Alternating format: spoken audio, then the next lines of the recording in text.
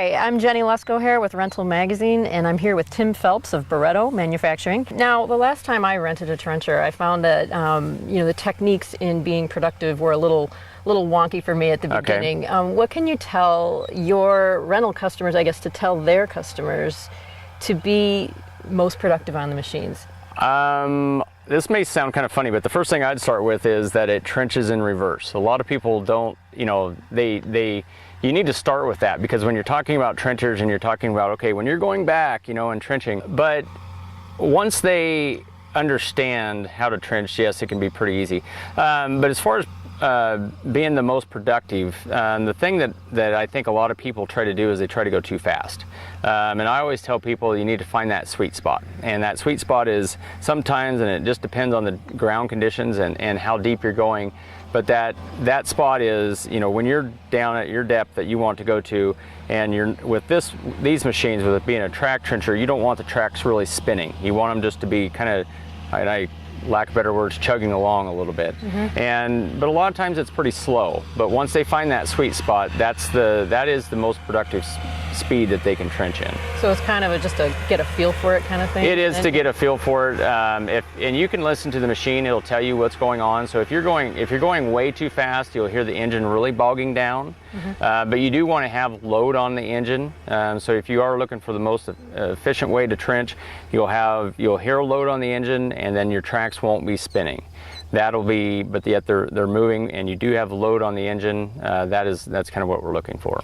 Well, what about when you hit an obstacle? Because that's something that I think is probably inevitable for anybody using a trencher. Is there a technique in getting around, or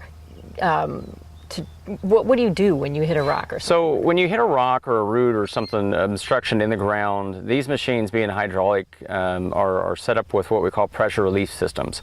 And how those work is, or what they do is when you're trenching and you hit that obstruction and the chain stops, it'll actually stall the engine out, and if the operator doesn't let go of the controls within 3 seconds, it will kill the engine. So that's the safety that's built into these machines.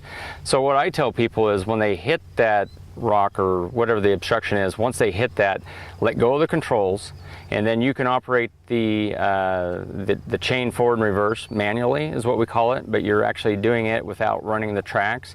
And then I like to go forward and reverse with that, and a lot of times that will dislodge whatever's in the way, and then they can just go back to trenching.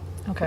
However, sometimes if there is a huge rock or something underneath the ground, they may have to lift up and then trench up a little higher, then go back down. But a lot of times, if you just reverse the chain forward and reverse a couple times, it'll easily dislodge it. Okay, so now that we got the machine to the trench where you want to trench at, so again, the procedure here would be obviously to start the machine full throttle, and then start the digging chain, which would be this here. So you'd want to start this.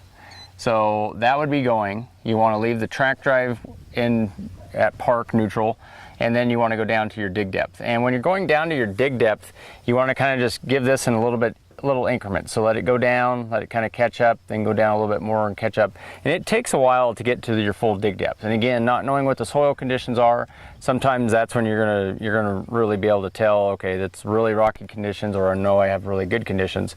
But then once you get down to full dig depth, and once you hear that this is not going down any further, then you can start coming back slowly with your track drive.